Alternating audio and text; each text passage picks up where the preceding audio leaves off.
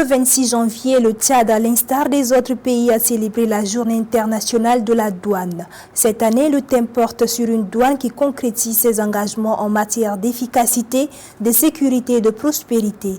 Une cérémonie a eu lieu à cette occasion dans un hôtel de la place. Détail dans un instant. Et puis, les femmes élues députées et conseillères du mouvement patriotique du Salut ont organisé ce dimanche une cérémonie en hommage au président de la République, le maréchal Mahamat Idriss Déby Itno. Précision également dans un instant. C'est tout pour les titres. Mesdames et messieurs, bienvenue au développement. Le président de la République, chef de l'État, maréchal Mahamat Idriss Déby Itno, a accordé samedi une audience au secrétaire d'État aux Affaires étrangères, au Commonwealth et au développement du Royaume-Uni, David Lammy. Au terme de sa première visite de travail au Tchad, le chef de la diplomatie britannique a abordé avec le chef de l'État des sujets relatifs au renforcement de la coopération et à l'inscription de la crise humanitaire dans l'agenda international. Le reportage de nos confrères de la présidence.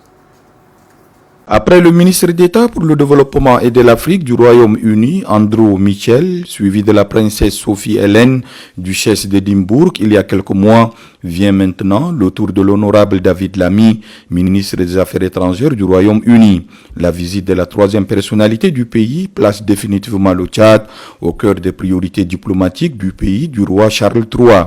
Le rapprochement stratégique entre Londres et N'Djamena se mesure à travers la chaleur avec laquelle le chef de l'État a reçu son hôte et sa délégation. Outre les enjeux géopolitiques globaux et les dossiers régionaux intéressant leur pays, l'audience a permis au chef de l'État et au chef de la diplomatie britannique de magnifier un partenariat vieux de plus de 50 ans et des relations diplomatiques en constante évolution. Les deux personnalités ont ainsi revisité ce partenariat sur fond d'alignement sur des grands sujets internationaux, dont la crise humanitaire au Tchad induite par la guerre en cours au Soudan, jetant des centaines de milliers de réfugiés au Tchad. Après avoir constaté l'ampleur de cette crise et la prégnance de ces défis, en se portant sur le terrain notamment à Adré et à Béché, le chef de la diplomatie britannique a reconnu et salué la générosité du Tchad et le fardeau que constitue l'accueil et la protection des réfugiés, ainsi que la nécessité de répondre aux clameurs de cette crise humanitaire. C'était un privilège, un honneur d'être reçu par le maréchal dans une visite historique. Je suis le premier ministre des Affaires étrangères britannique de rendre visite au Tchad. Et nous avons parlé aussi de la générosité du Tchad, de recevoir autant de réfugiés. Donc j'ai expliqué l'appui que le Royaume-Uni offre au Tchad et j'ai annoncé les nouveaux fonds pour appuyer non seulement les réfugiés, mais les communautés hautes, les communautés locales aussi. Malgré l'impact négatif profond de la présence massive et prolongée des réfugiés soudanais, le Tchad a laissé ses frontières ouvertes avec le Soudan pour des raisons purement humanitaires, a rappelé le président de la République, maréchal Mahamat Idriss Déby Itno, déplorant au passage le manque de visibilité au niveau international quant au sacrifice et l'engagement du Tchad et la mauvaise répartition de l'aide internationale. Au-delà de l'urgence humanitaire, les discussions ont aussi mis en avant la nécessité d'une action concertée pour faire taire les armes au Soudan en favorisant dans l'immédiat un cessez-le-feu rapide. Pour arriver à instaurer la paix dans ce pays, le ministre des Affaires étrangères du Royaume-Uni voit également des initiatives diplomatiques régionales. Nous avons parlé du conflit au Soudan et j'ai salué encore une fois la générosité du Tchad pour la réception des réfugiés. Et nous avons parlé de la nécessité d'avoir un cessez-le-feu dans le conflit. Et donc nous avons parlé de l'importance de réunir les acteurs régionaux pour trouver une solution. Les points de convergence entre le Tchad et le Royaume-Uni concernent également des questions d'ordre mondial, comme la réforme du Conseil de sécurité de l'ONU. L'approche du Royaume-Uni quant à sa coopération avec le continent africain a été aussi examinée. Nous avons une relation qui développe tout le temps. Cette année, nous avons dépensé 52 milliards de francs CFA de coopération ici au Tchad. Nous avons parlé de notre approche avec l'Afrique. Ce n'est pas une stratégie, c'est une approche où on voudrait avoir un partenariat avec les pays africains, où on trouve les thèmes de coopération mutuelle. Donc j'étais très content d'avoir l'opinion, les points de vue du maréchal par rapport à ce sujet. Le président a souligné son ambition pour avoir un siège africain sur le Conseil de sécurité de l'ONU. J'ai confirmé notre appui. L'appel du chef de l'État à travailler en synergie avec la partie tchadienne dans le but d'élargir cette coopération, l'inscrire dans la logique d'un accord cadre de coopération et explorer les possibilités de la tenue d'une commission mixte de coopération a été noté avec satisfaction par David Lammy, avec la promesse d'un plaidoyer britannique auprès de la communauté internationale quant à la grande pression à laquelle le Tchad fait face. Bien plus qu'une promesse pour une sensibilisation internationale à une crise souvent reléguée au second plan, la visite historique du chef de la diplomatie britannique trace les contours d'une nouvelle dynamique bilatérale illustrant la reconnaissance mutuelle de l'importance géopolitique entre les deux pays. Le Tchad est le 4e pays visité en Afrique après le Nigeria, l'Afrique du Sud et l'Égypte, 6 mois seulement après l'arrivée au pouvoir de la coalition menée par le Premier ministre Keir Starmer, en quittant N'Djamena pour Londres avec la certitude d'un renouveau de la coopération bilatérale. Le chef de la diplomatie britannique David Lammy a laissé derrière lui une invitation solennelle adressée au président de la République à l'effet d'effectuer une visite officielle au Royaume-Uni. Je l'annonçais en titre, ce 26 janvier 2025, le Tchad, à l'instar des autres pays du monde, célèbre la Journée internationale de la douane. Cette année, la célébration s'articule autour du thème « Une douane qui concrétise ses engagements en matière d'efficacité, de sécurité et de prospérité ». Jessica Ferry. En synergie avec les autres nations du monde, la douane tchadienne, sous l'égide de l'Organisation mondiale des douanes, ainsi que le ministère des Finances, du Budget, de l'Économie et du Plan, célèbre aujourd'hui l'importance stratégique des douanes dans la facilitation des échanges commerciaux, la sécurité des frontières et la contribution au développement économique du pays. Pour le point focal de l'Organisation mondiale des douanes, Abakar Anour, cette journée permettra de mettre en valeur les bonnes pratiques au sein des services de douane. Cette année, l'action est mise sur la nécessité de transformer les engagements et actions effectives favorisant la facilitation des échanges, garantissant la sécurité et encourageant la croissance économique durable. Cette année, nous nous engageons sur une voie qui nous met au défi d'accroître et d'améliorer notre communication, de raconter le travail positif mené par les douanes et nous souvenir des catalyseurs fondamentaux de notre action. Lorsque nous relatons notre quotidien, nous devons faire preuve d'ouverture et de franchise. Dans son discours de circonstance, le directeur général des douanes et des droits indirects se félicite des avancées de son département. L'objectif fixé par la loi de finances 2024 est atteint. Cette bonne performance résulte d'une part des orientations claires dans l'application rigoureuse des textes, du suivi permanent des opérations et d'autre part, du dynamisme et de l'abnégation des agents des douanes qui portent au quotidien les missions qui leur sont confiées. Pour atteindre ces objectifs, il est important de mettre en avant des piliers essentiels. Les membres de l'Organisation mondiale des douanes sont interpellés à réfléchir à leur engagement par la formulation de la mise en œuvre des piliers dont les trempes des fonds tournent autour d'eux, de la modernisation des régimes douaniers, de l'exploitation des outils d'inspection non intrusifs, de l'optimisation des processus de collaboration avec les partenaires, du renforcement de la sécurité de la chaîne logistique, de lutte contre le mouvement des marchandises illicites et le blanchissement des capitaux, de la promotion de l'innovation et l'esprit d'entreprise, de la mobilisation des recettes et garantir le recouvrement.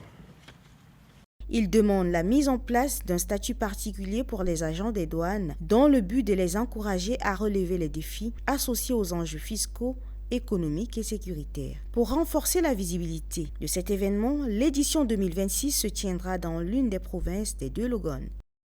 Lors de cette cérémonie dédiée à la célébration des douanes, Ali Diada Kampar, secrétaire d'État auprès des ministères des Finances, du Budget, de l'Économie et du Plan, a souligné l'importance fondamentale des douanes dans un environnement commercial en constante évolution.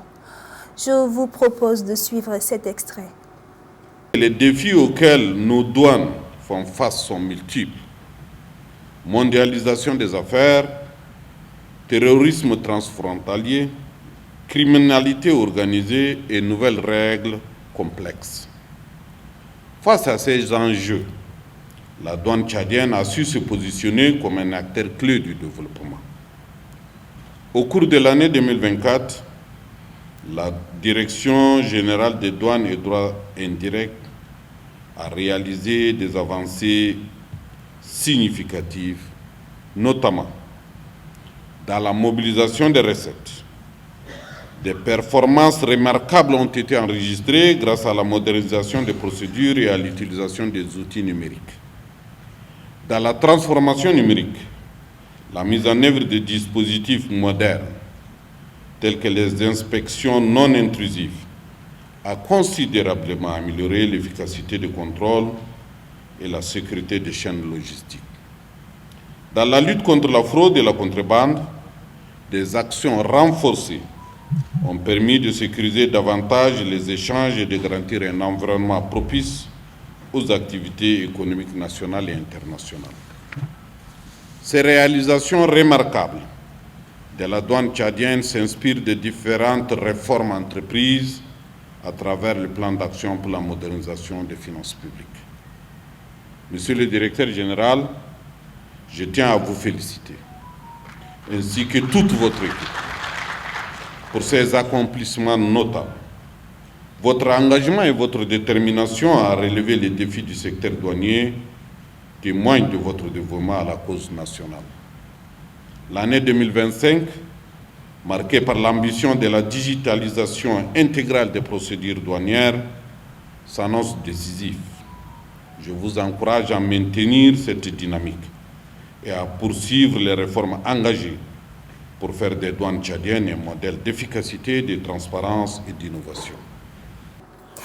Deuxième titre de cette édition, les femmes élues députées et conseillères du mouvement patriotique du salut ont rendu hommage au maréchal Mahamat Idriss Déby Itno, président d'honneur du MPS, ce dimanche à la Maison de la Femme. Plusieurs membres et cadres dirigeants du MPS étaient également présents lors de cette cérémonie. Reportage de Yaroupa Abdallah Maouloud.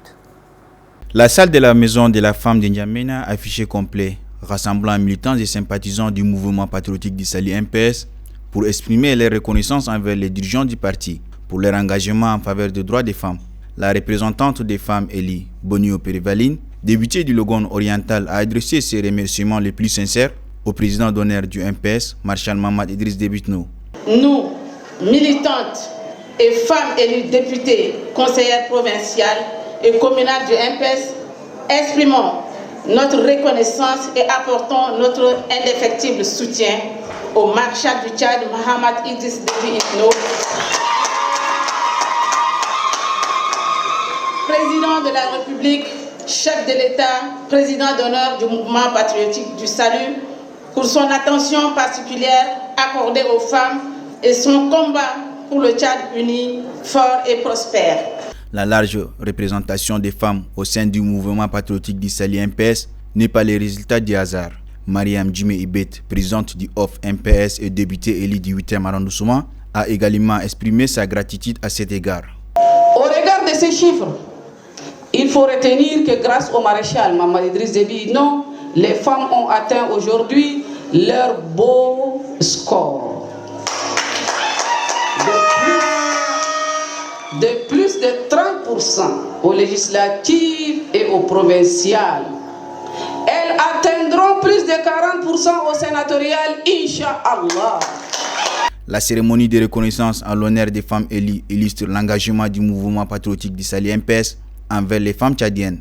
Des attestations de remerciements ont été remises aux leaders du MPS, notamment au président d'honneur Marshal Mahamat Idriss Déby Itno, à Mamadou Zen Bada, secrétaire général du MPS, ainsi qu'à Amina Pirsi Longo, chef de mission de la province du Mandoul, lors des élections du 29 décembre dernier, en reconnaissance de leur engagement et de leur dévouement envers les partis.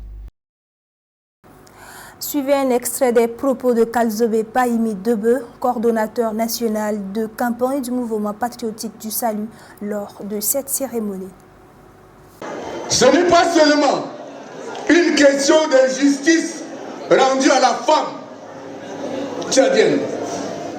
Moins encore, une reconnaissance légitime du rôle de la femme dans notre société. Mais c'est aussi et surtout le fruit d'une volonté politique forte auquel s'ajoute le respect de la parole donnée par un homme d'honneur, à savoir notre président d'honneur. C'est donc loin d'être un effet de mode ou un slogan politique. C'est une réalité politique. Le maréchal Mamadou Idriss Déby Itno s'est engagé en tant que garant de la Constitution à respecter les lois qui régissent la République et les normes internationales. La loi dispose que toute fonction élective et les nominations à de hautes fonctions, dans tout cela, il faut au moins 30% de femmes. Et le Rubicon a été franchi. De nombreuses femmes utilisent l'huile de friture pour assaisonner les sauces. Cependant, d'un point de vue sanitaire, cela représente un risque pour les consommateurs. Reportage Manda Barka. Que ce soit dans les cuisines à domicile ou chez les vendeuses de mets, on a coutume de se servir plus d'une fois de la même huile pour frire le poisson, la pomme de terre, la patate, les beignets ou encore la viande. Pour bon nombre de personnes qui raffolent de friture, utiliser de façon répétée la même huile ne présente aucun risque, surtout avec la présente flambée de son prix. Pourtant, de l'avis des professionnels de la santé, l'utilisation des huiles de friture peut se révéler cancérigène. Surtout que ce ne sont pas toutes les huiles qui sont adaptées à la cuisson. Beaucoup refusent de changer d'huile quand elle se carbonise. Utiliser plus d'une fois pour la friture, l'huile alimentaire perd ses éléments nutritionnels. Selon le médecin Moussa Mustafa Abangemi, l'utilisation répétitive des huiles de friture est dangereuse pour les consommateurs. Les potentiels dangers de ces pratiques, ça crée vraiment des maladies. Première des choses, il y a l'autre, l'hypercholestérol. Ça augmente le taux de cholestérol qui est dans le sang et ça crée des gastrites parce qu'il y a des débris de carbone qui sont dans l'huile et que tu manges, il y aura des problèmes d'absorption intestinale. Et puis il y a potentiel AVC. Parce que si le taux de cholestérol est très élevé, il va avoir de coagulation sanguine à travers les petites artères et puis ça va créer un AVC. Mis à part l'utilisation répétée des huiles, celles provenant de certains produits végétaux posent problème. Les huiles d'arachide ne sont pas utilisables pour frire les poissons. Elles peuvent être utilisées à la limite pour frire les patates, plantains et les pommes de terre, recommande-t-il. D'arachide, il y a des choses spécifiques qu'on peut utiliser pour frire avec. Et puis, par exemple, le poisson, on ne peut pas frire le poisson avec l'huile d'arachide parce que le poisson a déjà le taux de cholestérol avec protéines et l'huile d'arachide a aussi cholestérol plus protéines. On ne peut pas frire les deux. On peut utiliser l'huile d'arachide pour frire des aliments qui n'ont pas de cholestérol ni pas de protéines. À partir de l'explication de ce médecin, tout le monde est averti sur la consommation des huiles de friture. En Afrique et plus particulièrement au Tchad, la population est divisée en ce qui concerne les soins. Certains privilégient la médecine moderne, tandis que d'autres optent pour la médecine traditionnelle. Élément de repose dans ce reportage de Jessica Ferring. Au Tchad, comme dans d'autres pays d'Afrique, la médecine traditionnelle et la médecine moderne sont en conflit.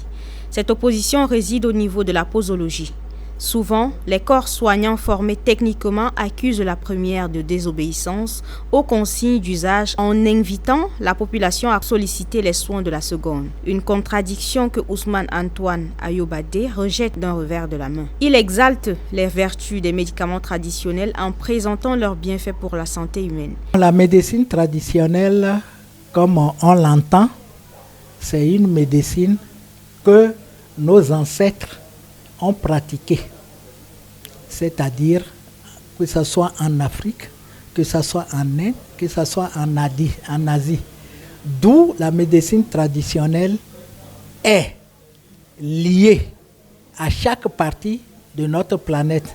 La médecine traditionnelle, c'est de donner des soins à partir des plantes ou des objets de la nature afin d'éradiquer une ou telle maladie.